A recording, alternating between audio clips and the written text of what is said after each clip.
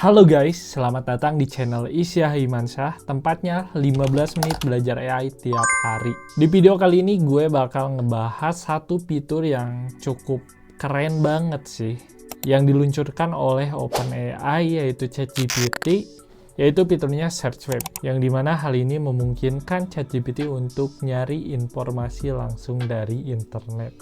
Gimana, gokil bukan? Kalau misalnya lu dulu bilang ChatGPT itu jelek banget, gak ada linknya, gak ngasih link referensinya dan lain-lain. Ya emang ChatGPT itu dilatih, emang dia tuh gak online teman-teman, gak langsung nyari ke internet. Tapi ada data latihnya dan itu terbatas pada waktu. Dan sekarang ChatGPT itu udah melampaui batasan itu, sekarang bisa langsung nyari di internet teman-teman. Kalau misalnya lo penasaran lebih lanjut, tonton aja videonya sampai akhir. Oke, jadi di video ini gue gak akan bertele-tele. Kalau misalnya lo suka, lo tinggal like. Dan misalnya kalau ada yang kurang di penjelasan dan lo pengen dijelasin lebih lanjut, lo langsung komen aja. Gue usahain buat balas secepat mungkin atau bikin videonya supaya kita di sini bisa belajar AI bareng-bareng teman-teman. Jadi video ini akan dibagi menjadi 5 bagian. Yang pertama, apa itu fitur Search Web ChatGPT, biar kita tahu apa sih sebenarnya definisinya atau pengertiannya. Yang kedua adalah gimana cara kerjanya, biar kita tahu gimana sih, kayak lo misalnya naik sepeda, pasti lo nanya dulu gimana sih cara makainya ya di Goes gitu. Lalu langsung ke yang ketiga, pengaplikasian cara ngegunainya. Setelah lo tahu cara naik sepeda di Goes, lo langsung coba kan. Dan di sini ya kemungkinan kebanyakan orang pasti gagal dulu, ya itu wajar sih. Gue juga dulu pas naik sepeda jatuh dan itu hal yang wajar lah. Gue nangis terus ya diobatin dan main lagi karena seru. Ya gue pengen lu juga di sini berpikiran seperti itu saat mempelajari sesuatu. Kalau misalnya lu gagal, ya lo bangkit lagi karena itu seru teman-teman. Nah, setelah kita tahu cara menggunakannya, lanjut ke yang keempat adalah kelebihan dan kekurangannya. Apa aja sih yang bisa dilakuin sama fitur Search Web ini dan apa aja yang dirasa negatif atau kurang di fitur Search Web ini. Dan yang terakhir adalah gue bakal ngasih tahu gimana cara mengoptimalkan fitur Search Web ini. Seperti yang kita tahu, kalau misalnya lo udah bisa sesuatu secara optimal, maka lo bisa ngancurin batasan itu teman-teman. Ketika lo udah ngelakuin sesuatu dengan optimal atau lo nguasain satu skill, ya itu bisa menjadi senjata utama lo teman-teman, atau bahkan dijadikan kelebihan lo dibandingkan yang lain. Makanya gue masukin materi itu. Jadi langsung aja tanpa basa-basi, kita langsung ke yang pertama, apa itu fitur Search Web ChatGPT. Oke, jadi fitur Search Web ini adalah fitur yang memungkinkan ChatGPT untuk nyari data dari internet secara real time. Setelah itu menyajikan ke kita dalam bentuk informasi yang mudah dipahami. Kenapa bisa mudah dipahami? Gue bakal bahas di cara kerjanya. Tapi yang perlu lo tahu adalah fitur ini baru ada di Oktober 2024 kemarin dan bisa digunakan oleh pengguna ChatGPT gratis atau free teman-teman. Jadi buat lo yang ChatGPT-nya masih free, fitur ini bisa digunain. Oke, yang kedua langsung ke cara kerjanya. Jadi cara kerja fitur search ini menggunakan teknologi yang bernama RSG. RSG itu adalah Retrieval Augmented Generation. Ini ibarat kayak misalnya lo punya petugas perpustakaan. Ketika misalnya lo lagi ngerjain sebuah penelitian dan lo butuh satu informasi yang gak ada di otak lo nyuruh tugas perpustakaan untuk nyari buku atau informasi yang relevan. Nah, RSG itu adalah si petugas perpustakaannya yang nyarinya. Jadi kita tinggal diem dan nunggu informasi yang dikasih. Sama halnya RSG ini nyari di internet terus kasih ke ChatGPT. Nah, cara kerja ChatGPT itu adalah yang pertama, dia bakal nganalisis pertanyaan kita ini butuh data terbaru atau enggak sih. Ini sebelum diaktifin pun dia udah aktif sendiri teman-teman. Jadi kalau misalnya pertanyaan lu butuh data terbaru, misalnya nih, berapa skor Indonesia versus Jepang, gue gak pencet tombol search web itu, maka ChatGPT bakal langsung ngasih skor yang emang terbaru gitu. Dan biasanya tandanya itu kalau ChatGPT pakai fitur search web adalah dia bakal ngasih citasi atau link, teman-teman. Nah, di sini ada linknya. Berarti ya itu dia pakai fitur yang namanya search web, teman-teman. Nah, cara kedua adalah dengan lo aktifin sendiri. Ada di kolom tools, lalu lo pilih klik search dan fitur search web itu aktif, teman-teman.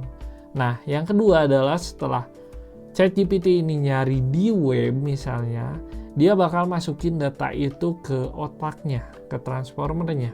Dia masuk ke vektor berdimensi tinggi. Ya mungkin sekarang lo gak ngerti, tapi nanti lo bakal ngerti juga kalau misalnya lo ikutin terus channel ini. Ya, setelah masuk ke vektor, dia bakal ngasilin teks berupa generatif atau teks baru, teman-teman. Jadi gak langsung kopas kayak lu copy di website, terus paste di dokumen, terus kirimin ke dosen lu atau ke guru lu. Enggak, teman-teman. ChatGPT ini nganalisis dulu lalu ngasih teks yang generatif. Makanya teksnya jadi enak dibaca. Gitu cara kerjanya. Kenapa fitur search web ini menurut gue sangat keren? Karena dia diolah dulu di dalam dan langsung disajiin dalam bentuk informasi yang relevan. Oke, yang ketiga adalah gimana sih cara ngegunainya. Sebenarnya ini udah gue bahas sebelumnya, tapi ya gak apa-apa gue bahas lagi di sini dengan detail. Yang pertama adalah lu harus login dulu ke ChatGPT-nya. Kalau misalnya lu gak bisa login, lo kebangetan sih menurut gue. Karena ya lu nonton video ini pun pasti lo udah bisa login kan ke ChatGPT-nya dan make ChatGPT itu. Atau lo butuh tutorialnya. Tapi ya kalau butuh lo tinggal komen aja di bawah, tapi gue yakin lo udah bisa. Dan kalau butuh lo tinggal nyari lah video di YouTube yang lain juga ada kalau misalnya masalah login itu. Dan yang kedua adalah cara ngaktifin fitur search webnya adalah gampang banget. Lo tinggal klik yang namanya tools di ChatGPT, lalu lu klik tombol search yang ada gambar bola dunia ini, lo klik dan fitur search webnya aktif, teman-teman. Selamat, lo udah bisa ngegunain fitur search web ini. Gimana? Gampang banget bukan? Ya tapi bukan itu hal yang bikin menariknya. Karena ya anak kecil pun bisa sih kalau gitu, gak ada yang spesial bro. Tapi yang membedakan pengguna search web amatiran dan yang pro adalah gimana cara mengoptimalisasikannya, teman-teman, yang kita akan bahas di bab 5. Ya, jadi itu lo udah bisa ngegunainnya. Terus yang keempat adalah apa sih kelebihan dan kekurangan dari fitur search web ini.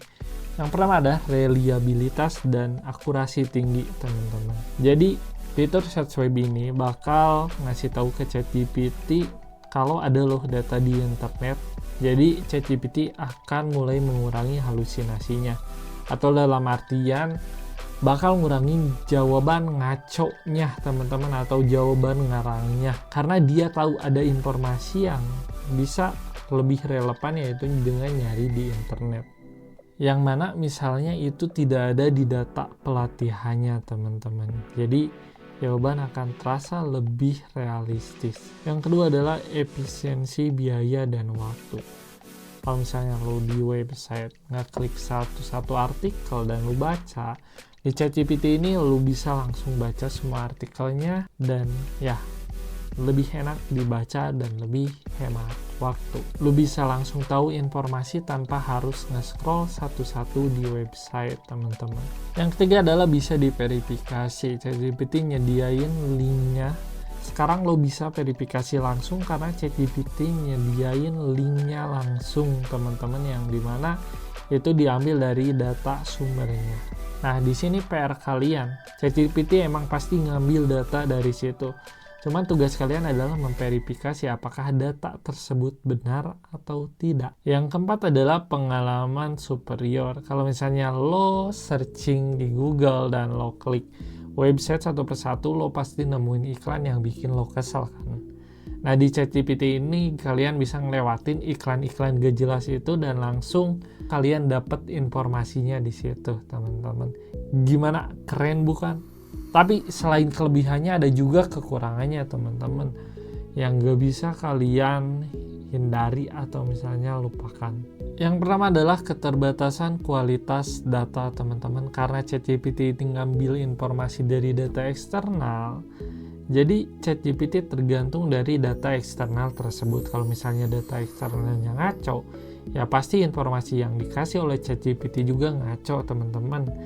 Jadi keterbatasan data eksternal. Yang kedua adalah keterbatasan coverage. Dan ini adalah yang membedakan ChatGPT dengan Google Search. Jadi pencarian di ChatGPT itu masih terbatas. Kalau misalnya kalian nanya niche yang spesifik atau super spesifik, ChatGPT ini masih kalah besar, teman-teman, dibandingkan fitur search web yang bisa ngasih informasi yang luas dan relevan. Itu adalah keterbatasan kedua dari fitur search web ini. Yang ketiga adalah keterbatasan akses informasi paling baru. Walaupun sudah ada fitur search, dalam beberapa kasus ChatGPT masih bisa tertinggal dalam mengakses informasi yang benar-benar baru atau yang belum terringkas secara luas di internet. Yang keempat adalah keterbatasan verifikasi dan akurasi sumber. Meskipun mengambil data dari web, ChatGPT terkadang menyajikan informasi dari sumber yang kurang akurat atau belum diverifikasi dengan baik. Hal ini dapat menyebabkan disinformasi atau jawaban yang menyesatkan, terutama pada topik sensitif atau kontroversial. Dan yang terakhir adalah keterbatasan akses informasi paling baru. Walaupun sudah ada fitur search, dalam beberapa kasus ChatGPT masih bisa tertinggal dalam mengakses informasi yang benar-benar baru atau yang belum terindeks secara luas di internet. Oke, sekarang masuk ke bab terakhir, yaitu cara mengoptimalkannya. Gimana sih cara ngoptimalin biar hasilnya jadi bagus, teman-teman? Yang pertama adalah ajukan pertanyaan yang spesifik. Kalian bisa gunakan kalimat tanya yang langsung kayak, apa rekomendasi menu sehat untuk sarapan? Atau misalnya bagaimana cara mengatasi wifi lemot di rumah? Nah, ini bakal ngebantu banget buat fitur search web ini bekerja dengan optimal, teman-teman. Terus yang kedua adalah manfaatkan untuk keputusan sehari-hari kayak belanja online, perjalanan dan transportasi, kesehatan, bahkan resep masakan. Ini semua bisa dicari pakai fitur search web ini dan kalian bakal lebih gampang. Misalnya kalian mau belanja online nih, kalian bisa ngebandingin harga, baca ulasan produk, dan cek rekomendasi sebelum membeli suatu barang. Apalagi barangnya yang overpriced itu kan kita butuh riset buat tahu barang itu bagus atau enggak sih. Nah, terus yang ketiga adalah gunakan untuk produktivitas dan pembelajaran. Minta rangkuman buku, artikel, atau konsep sulit dalam bahasa sederhana. Jadi kalian bisa sebenarnya masukin, kayak gue sering nih masukin artikel ke ChatGPT, suruh ringkas dan hasilnya mudah. Dan dengan adanya fitur search web ini, ChatGPT bakal nyari jurnal, walaupun ya kekurangannya belum kefilter semuanya jurnal gitu. Masih ada masukin web, jurnal, dan ini tuh nyampur, teman-teman. Ya cuman kalian harus verifikasi dulu sebelum kalian gunain itu sebagai sumber yang terpercaya. Yang kelima adalah gunakan untuk update informasi terkini. Kalian bisa nanya harga saham terbaru atau misalnya berita apa sih yang tren sekarang, pakai fitur search web ini. Makin canggih bukan? Terus yang kelima adalah personalisasi pencarian. Sampaikan kebutuhan atau referensi pribadi, misalnya rekomendasi film keluarga untuk akhir pekan, atau misalnya tempat makan halal di sekitar Jakarta Selatan. Kalian bisa gunain ini guys buat nyari, gak manual lagi gitu, tapi langsung kayak chattingan sama ChatGPT. Terus yang ketujuh adalah efisiensi waktu. Gunakan fitur search web untuk merangkum informasi dari banyak sumber sekaligus. Ini yang tadi gue bilang, kayak misalnya lo pengen tahu suatu informasi, kalian tinggal kasih aja pertanyaan kalian ke ChatGPT dan dia bakal ngerangkumin dari berbagai sumber dan ngejawab pertanyaan kalian. Ini bakal mengefisiensikan waktu banget sih menurut gue. Terus yang ke-8 adalah tetap kritis dan bijak. Jadi cara mengoptimalkan yang terakhir adalah jangan telan mentah-mentah semua informasi yang ada di ChatGPT. Ini nyambung sama pembelajaran fundamental yang gue kasih dulu, kalian harus cross check, intinya jangan langsung telan mentah-mentah. Apakah benar informasinya atau enggak, kalian harus melakukan double verifikasi, apalagi buat hal-hal yang penting kayak misalnya nulis jurnal, artikel, atau hal lainnya. Teman-teman jangan sampai kalian dapat informasi yang salah dari ChatGPT ini. Ya mungkin begitu teman-teman cara mengoptimalkannya. Semoga kalian bisa. Kalau ada pertanyaan mengenai ini, tulis di komen. Gimana menurut kalian setelah tahu cara mengoptimalkannya? Apakah menurut kalian fitur ini cukup bagus atau menurut kalian biasa aja? Komen nanti di bawah. Jangan lupa subscribe untuk info AI lainnya. Sampai jumpa di next video. Bye bye.